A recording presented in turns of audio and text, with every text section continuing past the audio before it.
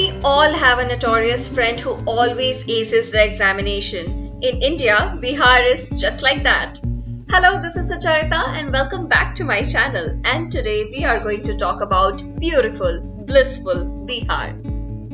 Bihar is situated in the eastern part of the country. Bihar occupied an important position in the early history of India. Bihar is divided into 38 districts and has Patna as its capital.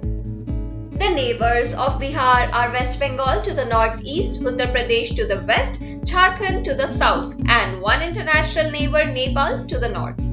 For centuries, Bihar was the principal seat of imperial powers and the main focus of Indian culture and civilization. Let's dig the detail in history. The name Bihar is derived from the Sanskrit word Vihara, means abode. The region was dotted with Buddhist viharas, the abode of Buddhist monk in the ancient and medieval periods. The history of Bihar is quite large, as you can see, but I will try to make it short and sweet. So let's start with the Vedic period, and the first kingdom is the Videha kingdom. During the late Vedic period, Videha became one of the major political and cultural centers of South Asia. The kings of Videha are called Janaks. Sita, a daughter of one of the Janak of Mithila, is mentioned as a consort of Lord Ram in the Hindu epic Ramayana. Next comes the Vaji kingdom, the first republic kingdom of India, which had its capital in Vaishali. Vaji had a republican form of government where the king was elected. Vaji was established as a republic around the 6th century. Haryanka kingdom was founded around 600 BC, ruled from the city of Rajgriha, today's Rajgir. One of the famous king of Haryanka was Ajatashatru, who founded the Pataliputra, present-day Patna.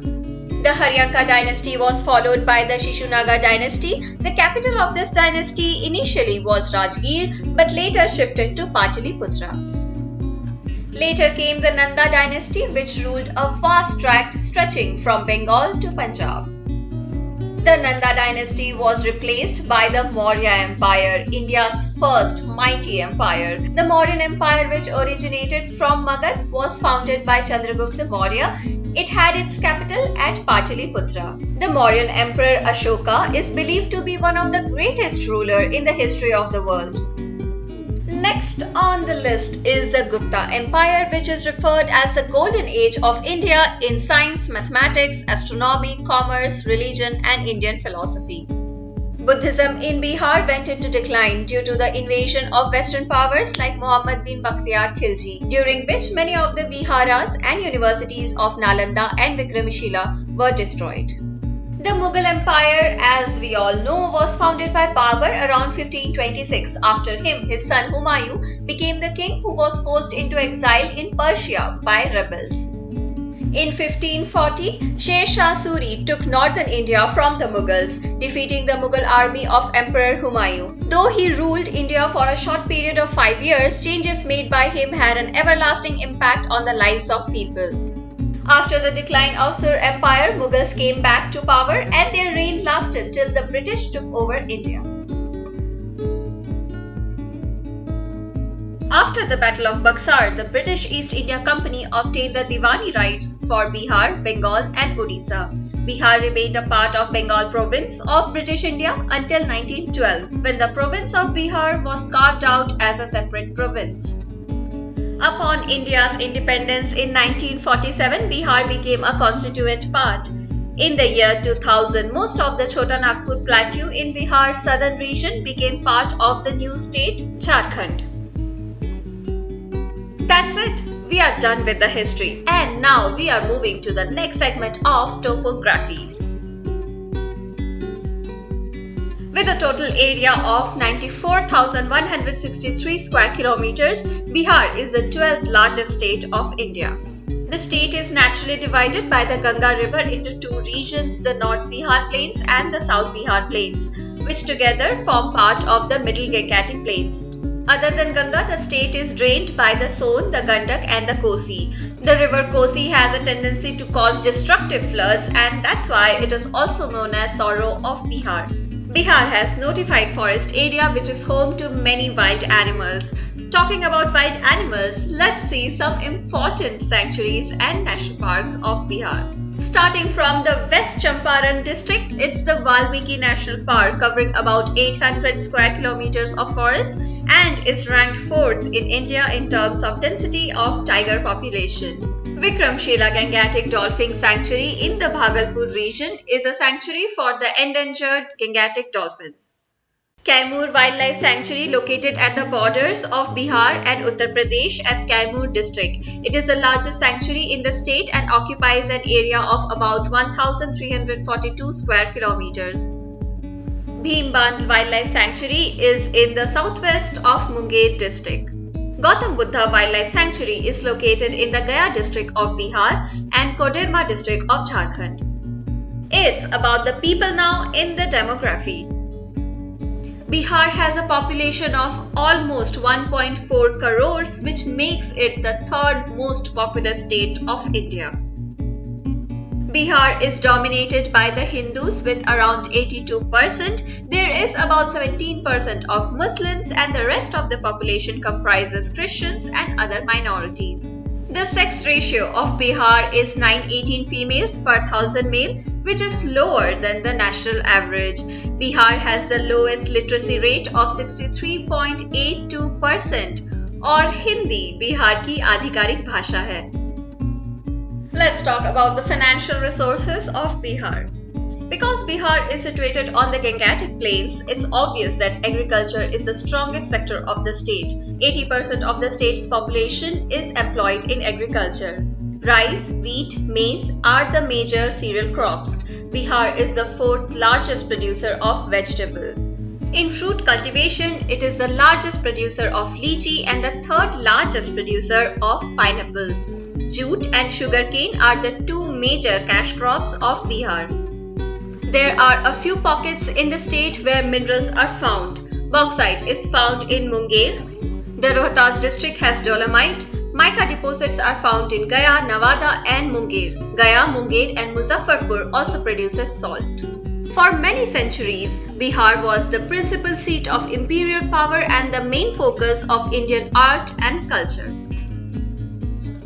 Hindu goddess Sita, the consort of Lord Ram, is believed to be born in Mithila region. Gautam Buddha attained enlightenment at Bodh Gaya, a town located in the modern-day district of Gaya. Vasupujya, the 12th Jain Tirthankar, was born in Champapuri, Bhagalpur. Vardhaman Mahavir, the 24th and the last Tirthankar of Jainism, was born in Vaishali around the 6th century BC. The 10th and the last Guru of Sikhism, Guru Gobind Singh, was born in Patna. The cultural regions of Bihar shows a close affinity with the linguistic regions. Maithili is the language of Old Mithila. Maithili is the only Bihari language with a script of its own, called Tirhuta. The Bhojpuri language has hardly any written literature, but does have a considerable oral narrative tradition. Magahi too has a rich tradition of oral literature. There are several traditional styles of painting practiced in Bihar. One is Mithila painting, also known as Madhubani painting, a style of Indian painting used in Mithila region. Traditionally, the painting was one of the skills that were passed down from the generation to generation in the families of Mithila region, mainly by women. It mostly depicts human beings and their association with nature. Chhath is the main festival of Bihar, which is being celebrated since ancient Vedic times. The festival is devoted to Lord Surya and Chhati Maiya. It is also the iconic symbol of Bihar culture.